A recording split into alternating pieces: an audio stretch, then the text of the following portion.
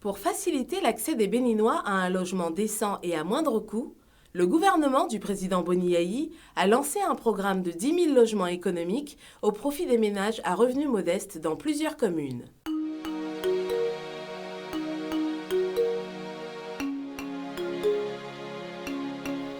À la date d'aujourd'hui, plus de 1600 demandes sont parvenues à l'AFH, l'Agence foncière de l'habitat, une agence placée sous la tutelle du ministère de l'Urbanisme, de l'Habitat et de l'Assainissement.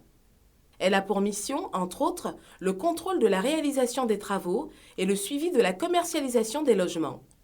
À terme, l'Agence foncière de l'habitat devra mettre à la disposition des salariés des administrations publiques ou privées et des Béninois de l'extérieur des logements à des prix modérés. Ces logements sont de 3 types, à savoir F2, F3 et F4. Ils comportent des caractéristiques diverses selon la superficie et les compartiments. L'accès aux 10 logements revêt des conditions bien particulières.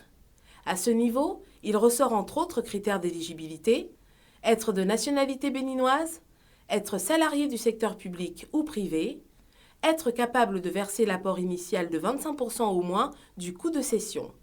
Tout ceci pour 3 pièces essentielles à fournir. La fiche individuelle de renseignement dûment remplie et signée, l'acte de naissance ou jugement supplétif, puis le certificat de nationalité. Tout Béninois rêve à avoir son propre bâtiment et on est souvent face à des problèmes de sécurisation. Les problèmes ont été tels qu'on a vu que ce sont des bas-fonds et parfois des zones non habitables qui ont été occupées par ces personnes qui, normalement, si l'État n'intervenait pas, ils n'auront pas la capacité de construire.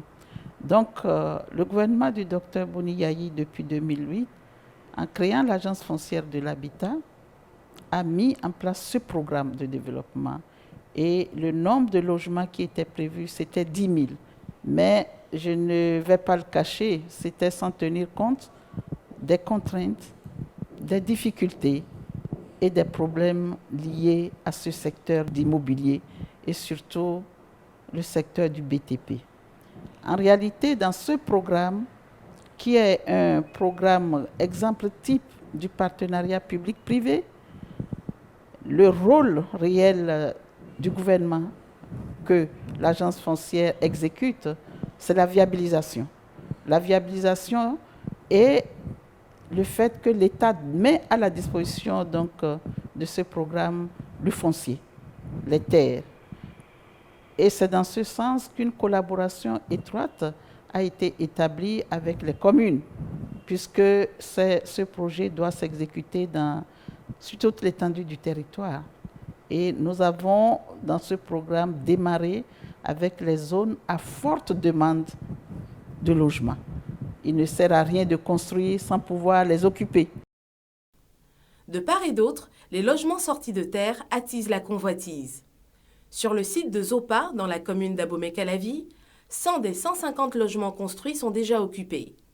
Parallèlement, les 1000 logements prévus à Wedo, toujours dans la commune d'Abomey-Calavi, sont déjà achevés, tout comme les 500 logements respectivement pour Porto Novo et Paracou et la centaine pour la commune de Lokossa. Les communes de Semepoji, d'Adjara et d'Avrancou ont également été pourvues. En somme, toutes les localités ont été prises en compte. Sur place, l'initiative a induit la viabilité des zones concernées. Implantation d'adduction d'eau, installation des poteaux électriques, donc l'énergie pour les populations, et érection de bon nombre de places publiques.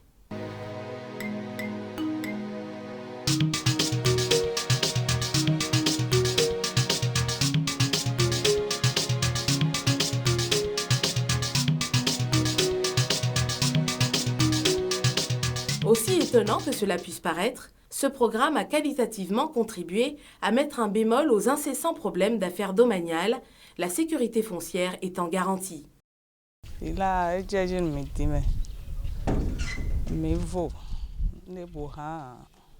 J'avoue que c'est un soulagement. Nous sommes vraiment à notre aise. Nous ne manquons de rien. Mieux, des problèmes de voisinage sont carrément inexistants. Nous disposons d'électricité et d'eau. Nous ne connaissons pas de problème d'insécurité.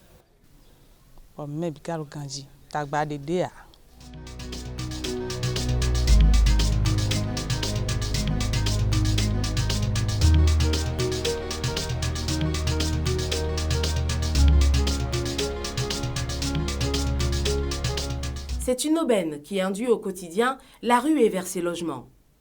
Mais avec un pouvoir d'achat relativement moyen, l'Agence foncière de l'habitat envisage, avec l'aval du gouvernement, la mise en place d'un système de location-vente. Au départ, le mécanisme financier n'avait pas permis que beaucoup de personnes, malgré leurs besoins, malgré leur souhait d'avoir ces bâtiments, n'avaient pas pu être éligibles au niveau des banques. Mais à la date d'aujourd'hui, et je vous informe, ce que AFH a pu obtenir, et c'est le gouvernement qui a permis cela, nous sommes dans un processus de location-vente. Et nous venons de déposer les premiers dossiers qui ont été acceptés des personnes éligibles donc, à la location-vente. L'État a accompagné aussi en permettant que les droits d'enregistrement, parce qu'in fine, il devient propriétaire réel avec un titre foncier. L'État a exonéré ces travailleurs du droit d'enregistrement qui s'élève à 8,5% normalement. Et ça, c'est donc un acquis. Quant aux formalités, étant donné que personne ne contrôle sa vie, nous confions ça à notre Seigneur, ces personnes qui vont en location-vente prennent une assurance vie, une assurance perte d'emploi, puisque c'est pour les privés également, et une autre assurance pour lesquelles les gens ne sont pas habitués, c'est l'assurance multirisque. L'assurance multirisque couvre le propriétaire sur toute la durée de tous les aléas. Logiquement, ils sortent donc des locations, ce qui leur permet de récupérer tout ce qu'ils engageaient pour leur loyer. Dans ce programme, l'État a déjà investi plus de 5,6 milliards de francs CFA de subventions, sans compter les frais financiers qui tournent autour de 4 milliards de francs CFA. Au regard de l'engouement, l'agence entrevoit la construction de villas de moyen standing de type F3 et F4 et celles de type duplex F4 et F5.